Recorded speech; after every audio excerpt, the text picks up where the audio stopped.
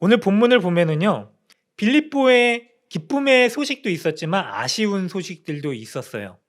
이 빌립보에 사람들이요, 이 성도들이 율법주의자들과 그리고 율법 폐지론자들의 위협을 받고 있었습니다. 어떤 말이냐면 율법주의자들은요, 내가 무엇을 해서 하나님의 구원의 은혜를 얻을 수 있다라고 여겼었던 사람들이에요. 그리고 반대로 내가 율법에 무엇을 지켜서 얻는 게 아니라 은혜로 얻기 때문에 뭘 하지 않아도 된다. 율법 필요 없다. 그래서 율법 폐기론자로, 도덕 폐기론자로 살아가는 사람들이 생기게 되었습니다. 바울은요, 빌립보 교회에 복음을 전했어요.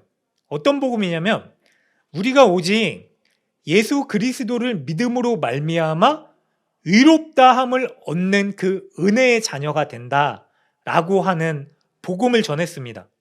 그런데 어떻게 보면 이 복음이요, 은혜로 주어졌기 때문에 은혜로 주어진 거니까 나는 복음에 합당한 삶을 살지 않아도 된다라고 주장하는 사람들이 생기게 되었었던 거예요.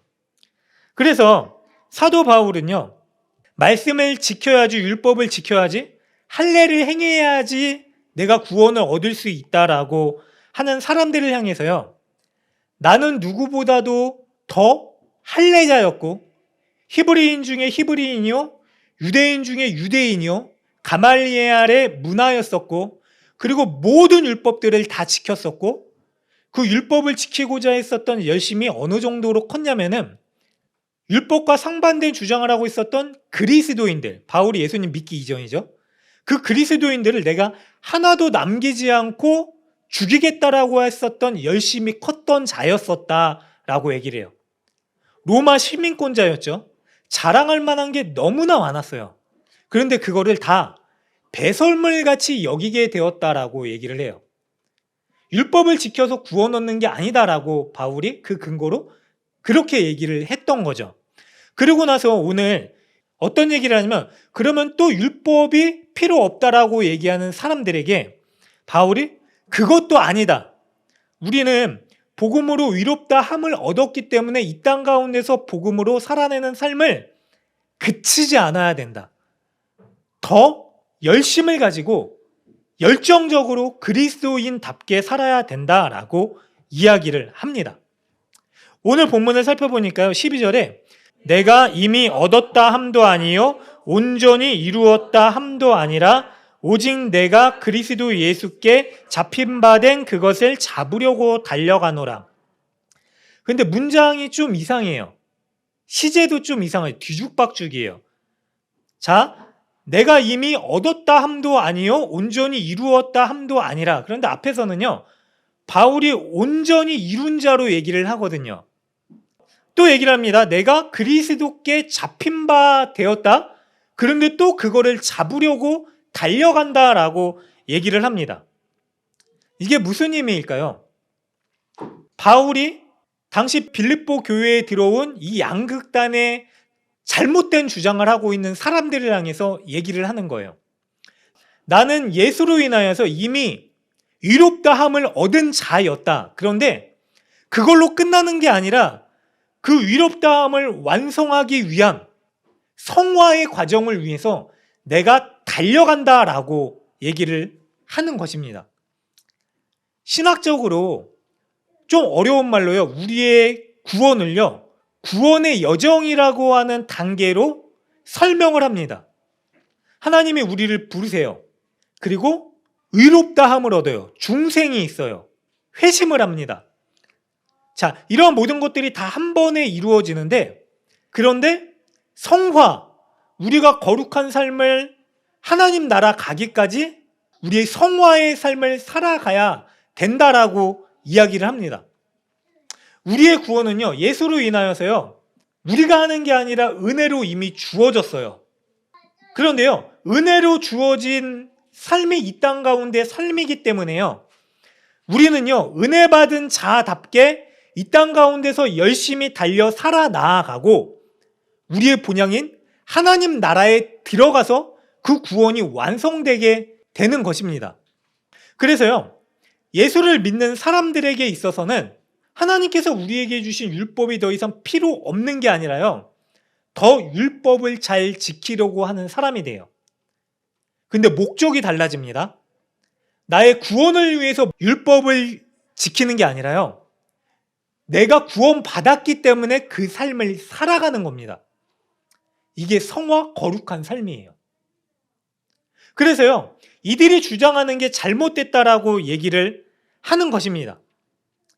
바울이요, 온전하여진 자처럼 살았어요. 근데 바울이 거기서 그치는 게 아니라 내가 온전히 이루었다 함도 아니다라고 얘기를 해요. 나는 예수께 잡힌 바 되었는데, 이 잡힌 바 되었다라고 하는 표현이 어떤 표현이냐면요, 영어로 보면은 이렇게 얘기해요. Christ Jesus has made me his own. own. 발음이 좀 그렇지만 뭔 얘기인지 좀 이렇게 생각해 보세요. 그러니까 한마디로 예수님이 나를 자기 거라고 얘기를 하시는 거예요. 잡힌 바 된 거예요, 이게. 난 이미 예수님 거예요. 예수님 소유가 된 거예요. 하나님 거예요, 우리는. 근데 이게 얼마나 큰 은혜인지 아세요? 베드로전서 1장에는요, 이것과 비슷한 의미를 이렇게 설명합니다. 1장 5절에 너희는 말세에 나타내기로 예비하신 구원을 얻기 위하여 믿음으로 말미암아 하나님의 능력으로 보호하심을 받았느니라 라고 말씀하면서, 이 보호하심이 하나님께서 너는 내 거라고 얘기하시는 표현이에요. 우리가 하나님의 소유가 되었다라고 하는 거는 무슨 의미냐면, 하나님께서 우리를 보호하시겠다라고 약속하시는 표현이에요.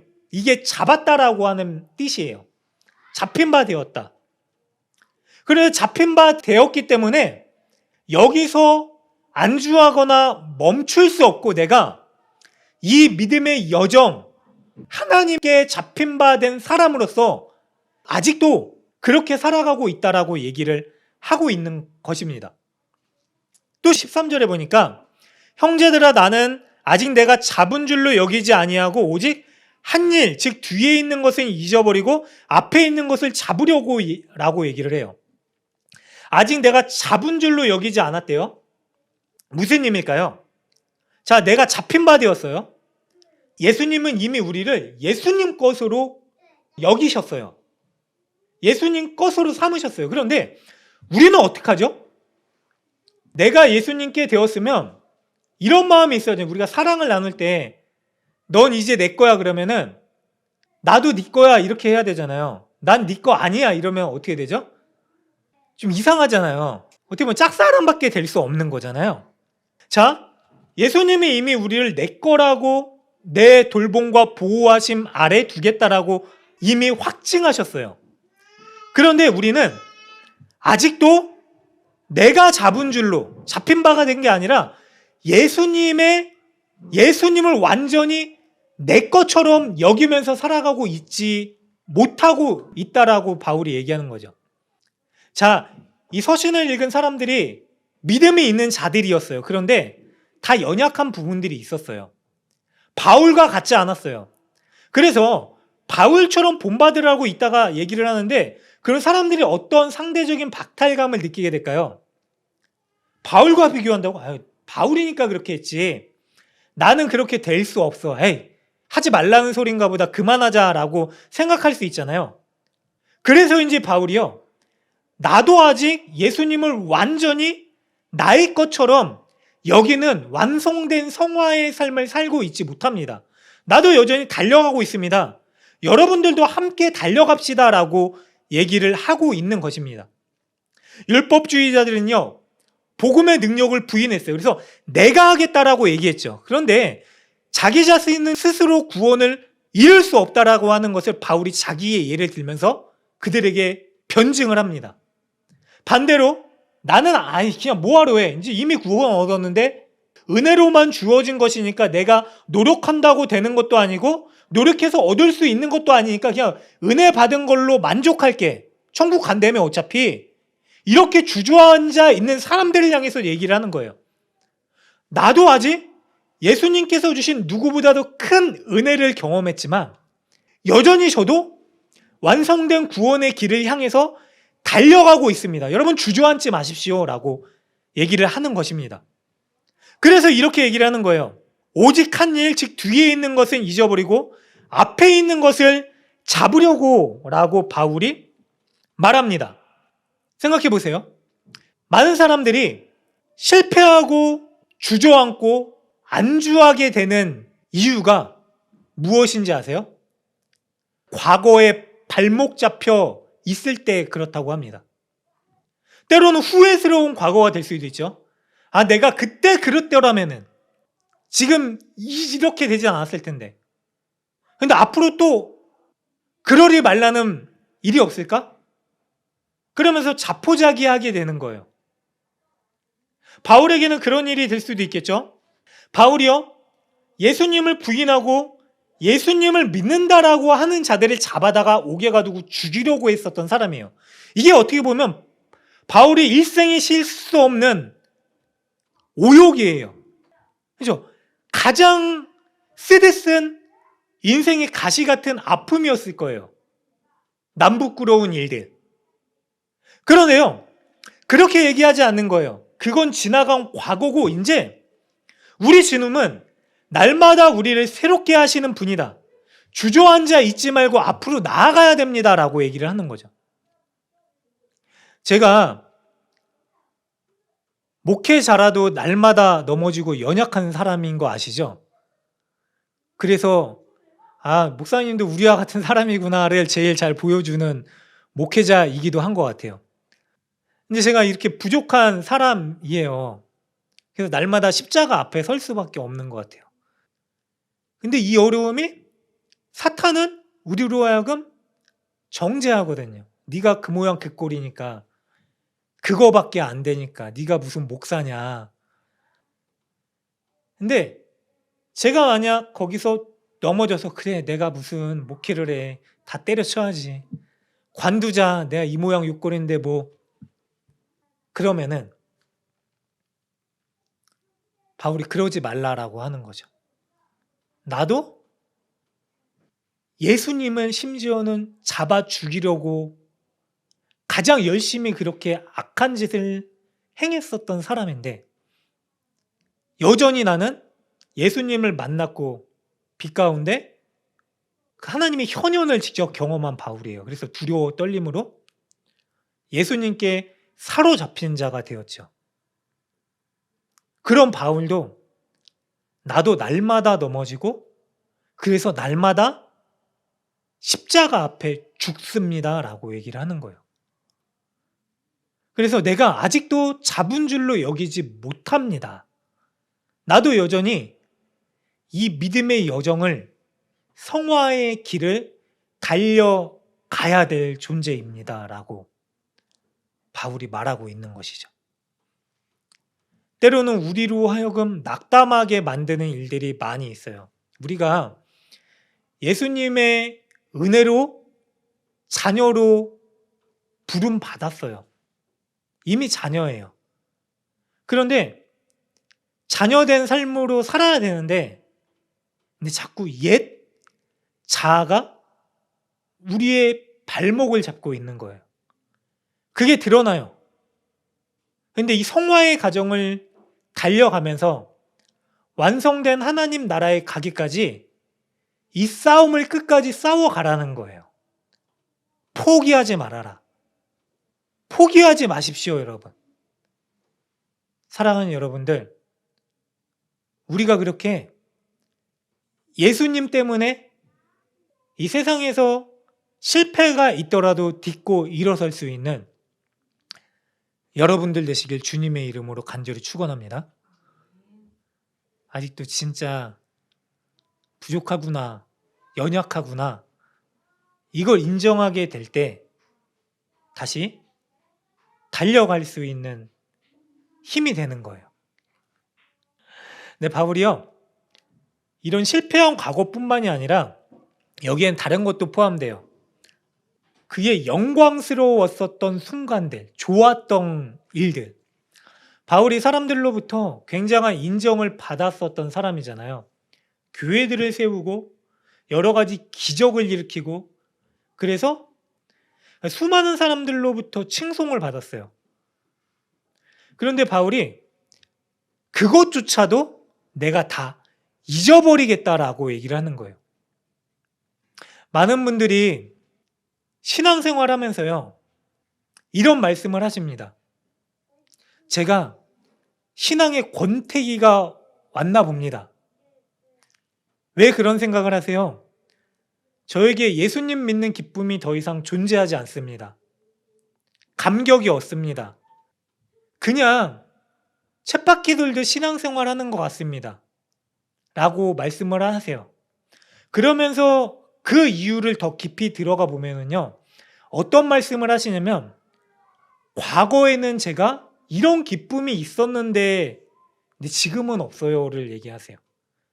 저는 제가 하나님과 이 정도로 친밀했었던 것 같은데 지금은 안 그런 것 같아요 라고 얘기하시면서 과거의 영광과 과거의 은혜 때문에 주저앉아 계시는 분들을 많이 보게 됩니다. 그런데 하나님은요, 날마다 우리에게 새로운 은혜를 공급해 주시는 분이세요. 하나님은요, 한 번, 아니 몇 번 이전에 우리에게 은혜를 주신 것으로 그치시는 분이 아니라, 그래서 언젠가 한 번 주셨던 그 은혜를 붙들고 매일 그 은혜의 조각 하나로 만족하면서 파편이죠. 그 은혜의 파편 붙들고 살아가라고 하시는 인색한 하나님이 아니세요. 하나님은요, 매일매일 매시간 앞으로 우리에게 주실 그 은혜를 주고자 기다리시는 분이세요.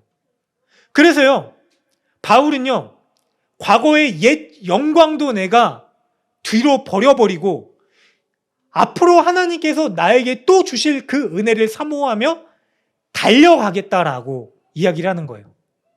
자신의 실패와 영광, 그 모든 것들도 다 잊어버리고 하나님께서 나에게 매 순간 새롭게 해주실 그 은혜를 붙들고 그 은혜를 사모하며 살아가겠습니다라고 이야기를 합니다. 사랑하는 여러분들, 우리가 그래요. 우리가 그동안 무수히 많은 은혜를 경험하셨잖아요. 그 모든 것들은요, 과거입니다. 하나님께서는요, 앞으로 우리 모두에게 더 크게 역사하여 주실 은혜를 준비하고 계십니다. 그 은혜를 소망하며 달려나아갈 수 있는 우리 모두가 되시길 주님의 이름으로 간절히 축원합니다. 작은 파편이 아니라요, 완성된 그림을 그리고 계세요. 계속 그 은혜를 찾아가면서 우리가 이 구원의 여정을 달려가면서 하나님의 완성된 그 놀라운 은혜를 경험하게 되는 거예요.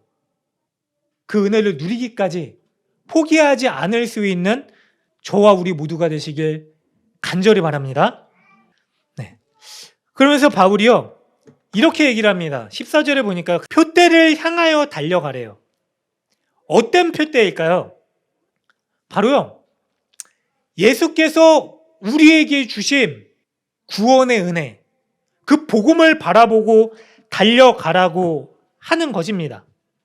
바울이요, 생사를 다하기까지 이 부르심을 향하여서 달려온 인생이었었습니다.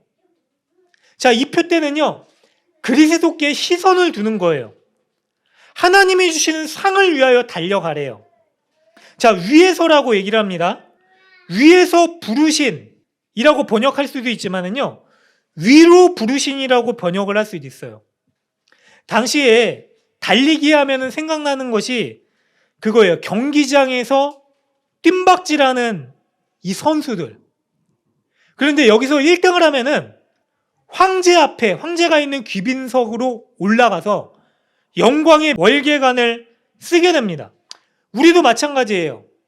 예수의 은혜를 바라보고요, 우리는 그 표대를 향하여 달려가는 거예요. 뭐 게임을 하고 눈 가리는 게임을 하잖아요. 우리가 눈을 안대로 감고서 저기에 표적이 있습니다. 그리고 뺑글뺑글뺑글 코끼리 코를 돌고서 거기까지 뛰어가는 게임을 하면은 어떻게 되죠? 눈을 가리니까 또 어지러워지니까 사람들이 온 희한한 방향으로 다 달려가요. 달려가다가 넘어지기도 하죠. 근데 하나님은요, 예수 그리스도라고 하는 그 표대를 우리에게 분명히 보여주셨어요. 밝히 알려주셨어요.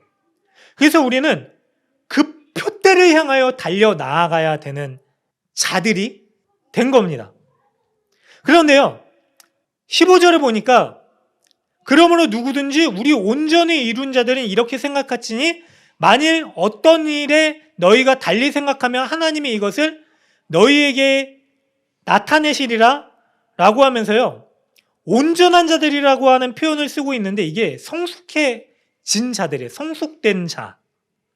완전히 이룬 게 아니라요, 성숙은 끝이 있습니까? 없습니까?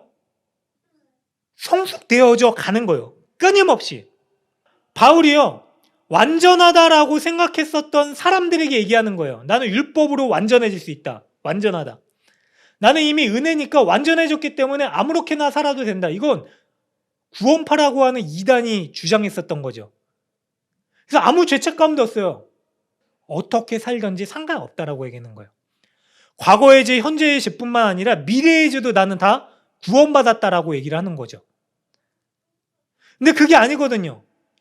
우리는 구원받은 자이지만 완전히 성화된 자가 아니기 때문에요, 구원은 예수님께서 다 이루셨어요, 이미. 그런데 우리에게 남겨진 사명이 있어요. 구원받은 자로서 거룩하게 이 땅 가운데 하나님 나라의 백성으로서 살아가야 될 사명. 그게 그치지 않았거든요. 그래서 그 온전하여지기 위해, 성숙되기 위하여 살아가야 됩니다 라고 얘기를 하는 것입니다. 왜 그러냐면 17절에 보면은 바울이 우리를 본받으라고 얘기해요. 그 이후에 이런 얘기를 해요. 내가 18절에 내가 여러 번 너희에게 말하였거니와 이제도 눈물을 흘려 말하노니 여러 사람들이 그리스도의 십자가의 원수로 행하는 사람들이 있다라고 하는 거예요. 자, 여러분들 이미 완성되었기 때문에 구원받은 자로서의 삶이 필요 없습니다. 행위가 필요 없습니다 라고 얘기하는 사람들, 그리고 은혜로 구원받는 게 아니라 율법으로 구원받습니다, 행위 구원론을 주장하고 있는 사람들, 그런 사람들은 온전히 이룬 사람들이 아닙니다. 15절에서 그렇게 얘기를 하는 거고요. 그래서 16절에 우리가 어디에 이르렀든지 그대로 행해야 됩니다를 얘기하는 거예요. 다시 17절에 형제들아 너희는 함께 나를 본받으라 라고 얘기를 하는 거예요. 그래서 다른 거 본받지 마십시오. 나를 본받으십시오. 바울이 어떻게 그럴 수 있었을까요? 우리 사랑하는 가족에게, 자녀에게 그렇게 얘기하실 수 있으세요? 너 나를 본받아야 된다. 아빠를 본받아야 된다. 엄마 본받아야 된다. 그렇게 얘기할 수 있는 우리 모두가 되시길 간절히 소망합니다. 근데 우리는 그렇지 않죠. 내심, 제가 나의 나쁜 면을 담지 않아야 될 텐데, 날 안 닮았으면 좋겠는데, 이런 생각하잖아요. 근데 바울이요, 자신을 본받고 우리를 본받으래요. 여기서 우리가 누굴까요? 디모데와 에바브로디도. 자, 빌립보에서 등장했었던 바울과 함께 있었던 사람들, 예수님을 믿고 예수님의 은혜로 거룩하게 살아가고자 결단하며 분투하고 있는 사람들, 그럼 우리를 본받으십시오라고 얘기를 하는 거예요. 바울은요, 자기에게 본받을 것이 굉장히 많은 사람이었어요. 그렇잖아요. 아까도 말씀드렸듯이 히브리인 중에 히브리인이요, 유대인 중에 유대인이요, 유대인이 명문 가문이에요. 최고의 석학이에요, 가말리엘은. 그런 사람한테 선택받아가지고 사사를 받았다라고, 제자가 됐다라고 하는 거는 세상 모든 사람들의 존경받을 만한 이 철학자가 된 거죠. 대단한 인물이에요. 자, 예수를 위한 열심도 있었고 율법도 그가 지키지 않았었던 게 아무것도 없어요. 심지어는 결혼을 포기하고서도 예수님을 위해서 살아가고자 했었던 사람이에요. 예수님 때문에 포기한 게 많은 인생이죠. 그래서 어떤 사람들은요, 바울이 참 예수님 때문에 많은 것을 포기했다라고 생각합니다. 근데 이게 우리의 생각이기도 합니다. 근데 바울이 과연 그렇게 생각했을까요? 우리의 인격으로 생각할 정도는 바울이 진짜 예수님 때문에 많은 것을 포기했구나. 제가 옛날에 회사 퇴사한다 그랬을 때 거기 사람들이, 심지어는 협력업체에 같이 일하시는 분들도 다 뜯어말리는 게 뭐냐면, 주말에 하는 거 아닙니까? 주말에 하십시오. 아까운 회사를 관둡니까? 그리고 그때 2월달, 3월달인가에 일주일 뒤에 제가 퇴사하기로 작정한 날 보너스로 300만 원이 추가로 입금된대요. 300 얼마가. 작은 돈 아니잖아요. 근데 이미 퇴사 신청을 하고 날짜를 기다리고 송별회까지 마쳤어요. 근데 심지어는 상무님이 저를 부르더니, 민석아, 네? 일주일 뒤에 퇴사하면 300만 원 더 나오는데 너 이거 받고 퇴사하라 라고 얘기하더라고요. 임원이. 일주일 뒤로 내가 이거 결제 연기시켜 놓을게, 바꿀 수 있으니까 그렇게 해라 그랬는데, 어떤 마음이 들었냐면은 아까워요. 근데 굳이? 300만 원 좋지만 굳이? 내가 결단해서 이제 앞으로 신학의 길을 가려고 했었던 이 첫 시작을 번복할 필요가 있을까? 굳이? 사실 지금 생각하면 너무 아까워요. 그거 받아서 진짜 거짓말 안 하고 저랑 같이 일하시던 다른 업체분들이, 그분이, 민석 씨, 그 돈 헌금하세요 차라리. 그러면 되지 왜 그 고민을 합니까? 바울은요, 하나님 때문에 포기한 게 많은 사람으로 우리가 생각할 수 있지만은요, 하나님 때문에 얻은 게 가장 큰 사람이에요. 여러분, 바울은요, 하나님 때문에 포기한 게 아니라요, 하나님께서 주신 가장 큰 은혜를 경험한 사람이에요. 바로 예수 그리스도의 복음이에요. 그래서요, 바울은요, 자기 스스로를 비천한 자라고 얘기를 해요. 그런데 나 같은 죄인 중에 괴수라는 이 나를 위해서 예수께서 나에게 찾아오셨다? 하늘의 부르심, 위로부터 부르심, 그 부르심을 나에게 주셨다? 라고 하는 있을 수 없는 이 은혜 때문에요, 가장 큰 거를 경험했기 때문에요, 작은 거를 아무렇지 않게 던질 수 있는 사람이었어요. 여러분, 이거는 포기가 아니에요. 가장 큰 걸 선택한 거예요. 그런데요, 이 빌립보 교회 안에 어떤 사람들이 있었냐면요, 바울이 그런 사람들을 향해서 눈물로 간구했대요. 진짜 목자의 심정이죠. 복음을 알고 있어요. 복음을 들었어요 이미. 그런데도 여전히 복음의 풍성하고 충만한 은혜로 살아가는 게 아니라요, 허탄한 다른 것에 매여 살아가고 있는 사람들. 그런데 그걸로 끝나는 게 아니라요, 이 사람들을 뭐라고 얘기하냐면 그리스도의 십자가의 원수로 행하고 있대요. 여러분, 뭐 사탄 마귀라고 얘기하는 게 아니라요, 뭐 그거와 같은 표현이죠. 그리스도 십자가의 원수래요. 십자가의 원수가 뭔지 아세요, 여러분들? 십자가의 원수가 뭘까요? 하나님을 대적하는 거예요. 예수를 대적하는 게 뭔지 아세요?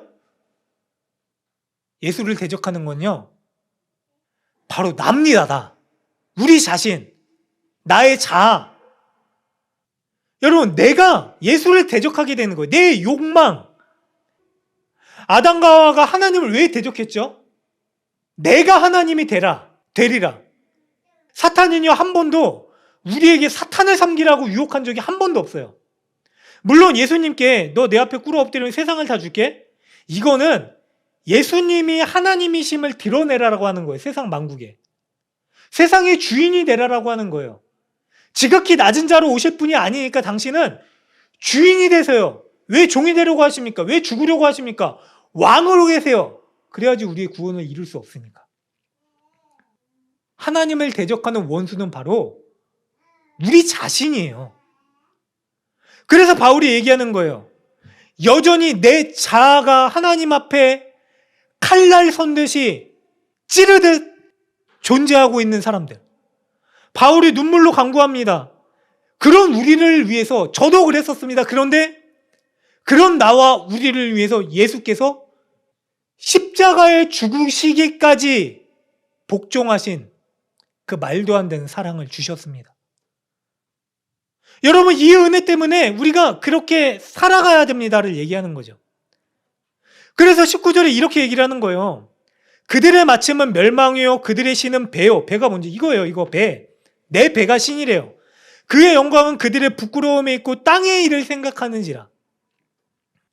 여전히 예수를 믿었다라고 얘기하면서도요, 가장 큰 가치인 세상이 다 담을 수 없는 말도 안 되는 은혜인 그 예수를 붙들고 살아가는 게 아니라요, 예수를 여전히 뒷전으로 밀어두고 듣기는 들었으되 앞으로 달려나아가지 못하고 과거의 영광이나 언젠가 들었었던 그 복음의 은혜 한 조각을 붙들고 만족하면서 주저앉아서 이제는 더 나아가지 못하고 다른 것들을 바라보고 살아가고 있는 사람들. 이게 어떻게 점검되는지 아세요? 여러분, 한 해를 살아오면서 어떤 때 가장 슬프셨습니까? 어떤 때 가장 두려우셨어요? 그게 우리가 붙들고 있는 우리의 배를 만족하기 위한 우리의 신이에요. 우리가 하나님 바라보면은요, 두려워하지 말라는 게 아니죠. 당연히 두려워. 저도 매일같이 벌벌벌 떨어요. 이제 어떻게 해야 되지? 어떻게, 나같이 부족한 자가 어떻게 해야 되지? 앞으로 어떻게 해야 될까? 생각하면은 답이 없어요. 두려워 벌벌 떨어요. 근데 그걸로 끝나는 게 아니라 그곳에서 여전히 우리를 붙잡으신 바로 너는 내 거라고 여겨주시는 그 주님을 바라보고 일어나라고 하는 겁니다. 여러분, 세상에 우리에게 만족을 주는 것들이 얼마나 많이 있습니까? SNS를 보면은요, 온통 우리가 먹은 거 자랑하잖아요. 우리의 자랑이 무엇입니까? 어떤 사람들은 내가 이만큼 벌었다, 좋은 차를 탄다, 좋은 집을 산다. 자랑거리죠. 당연히 자랑이에요. 좋죠. 기쁜 거예요. 그런데 그게 우리에게 참 만족을 주는 게 아니에요. 우리의 배는요, 구멍 뚫려 있어요. 그래서 구멍이 있잖아요. 항문이 있잖아요. 쏟아져 내려가는 배설물이에요. 우리의 배로 들어가는 거는. 그런데 우리의 영혼을 만족시켜 주시는 참 만족을 바울이 찾으라고 하는 거죠. 육신의 소욕으로 만족을 얻을 수 없습니다. 어떤 만족을 위해서 달려오셨습니까? 돈입니까? 내가 좀 더 얻으면 만족할 수 있을 것 같은데 라고 하는 그 희미한 신기루 같은 환상을 부여잡고 오셨습니까?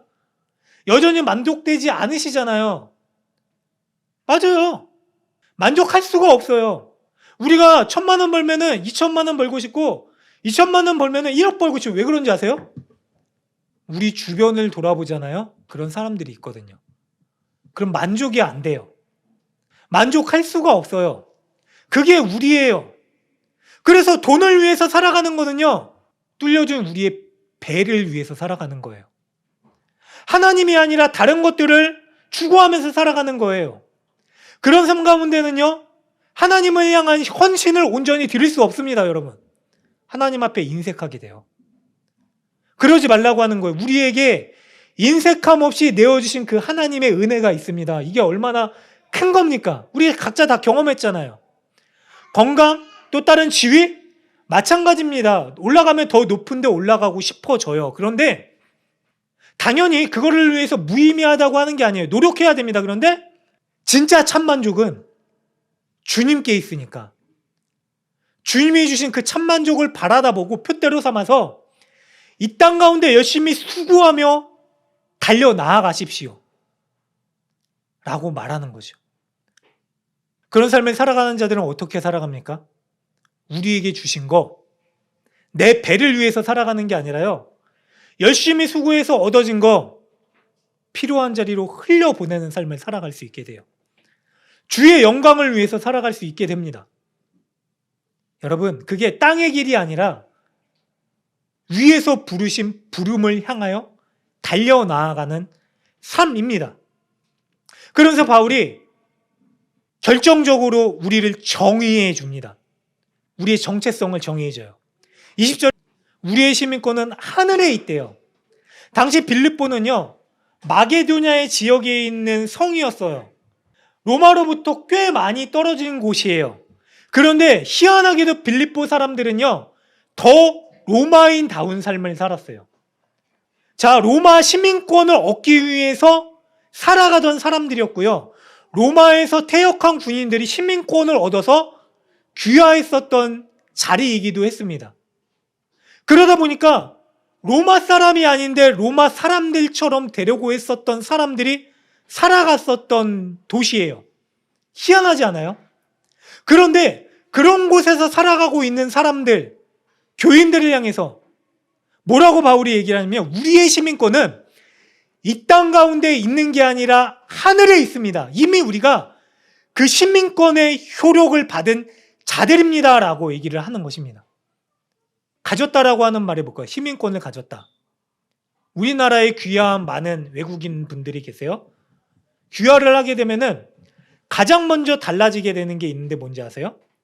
우리나라 헌법을 따르는 자가 되는 거예요. 귀화하기 전에 나라의 헌법에 속한 자가 아니라요, 새로 우리나라의 신분을 가지게 된 사람들이 우리나라의 헌법을 따르는 자가 된 거죠. 마찬가지예요. 우리가 하늘의 시민권을 받으면은요, 이미 그 시민권의 효력이 우리 가운데 있기 때문에요, 우리는 하늘의 시민권자로 주의 법을 따라 살아가는 사람이 되는 것입니다. 주의 법이 뭘까요? 오직 예수 그리스도로 말미암아 내가 구원받았고 구원받은 은혜로 인하여서 내가 하늘의 시민권 가진 자로서 이 땅 가운데 시민권 가진 자답게 거룩한 삶을 살아가겠습니다. 다른 것에 우리의 시선을 현혹되이 뺏기는 것이 아니라 우리의 표대 되시는 예수 그리스도를 향하여 내 생명이 다하기까지 달려나가겠습니다. 그렇게 살아가게 된 자들이 바로 우리들이다라고 이야기를 하는 겁니다. 그래서요, 바울이요 21절에 복음을 다시 얘기해요. 우리의 몸을요 영광의 형체로 변화시킬 수 있는 분이 우리를 기다리고 있습니다. 그분을 향하여 주저앉지 말고 포기하지 말고 과거에 있었던 것에 얽매여서 달려가지 못하지 말고 우리 함께예요. 우리 함께 나와 같이 우리와 같이 함께 달려갑시다 라고 권면하고 있는 것입니다. 사랑하는 여러분들, 그 은혜를 우리에게 주셨어요. 우리에게 주신 가장 큰 은혜 가운데 하나가 뭔지 아세요? 함께 믿음의 여정을 달려 나아갈 수 있는 사람들이 있다라고 하는 것입니다. 그래서 우리가요, 예수와 같이 복음의 가치로 교회가 같이 달려 나아가기로 다짐하며 모인 거잖아요. 2023년도 미진한 부분들, 마치 우리가 신앙에 있어서 주저앉아 있었던 부분들이 있다면은 거기서 그치지 마시고요. 다시 2024년도를 맞이하면서요, 주님이 여전히 우리에게 주시고자 하시는 그 은혜를 바라보고 복음의 표대를 따라 나아갈 수 있는 우리 모두가 되시기를 주님의 이름으로 간절히 축원합니다.